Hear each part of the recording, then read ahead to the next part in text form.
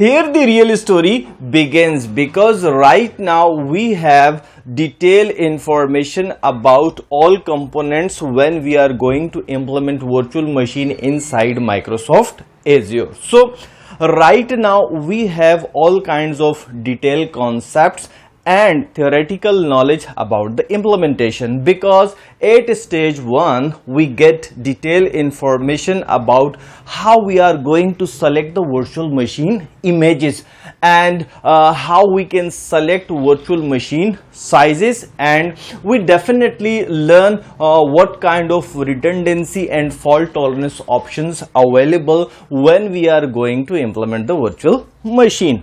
And at level 2 we get detailed information about storage area, and we explore what kind of options available for staging infrastructure, and what kind of recommendations we have for the production infrastructure.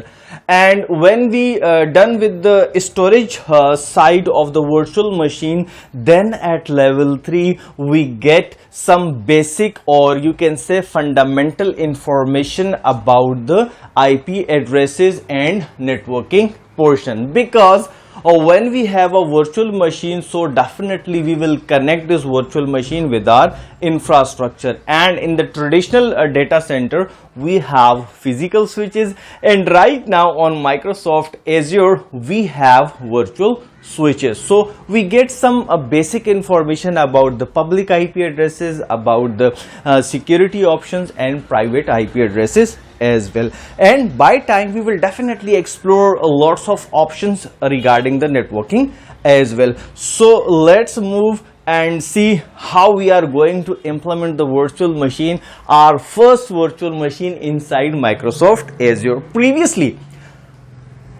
we did this by a simple visit, and we just click next, and we created the virtual machine by Azure portal. But right now we are going to use Azure CLI and see what kind of commands available to implement the virtual machine. So let's move now.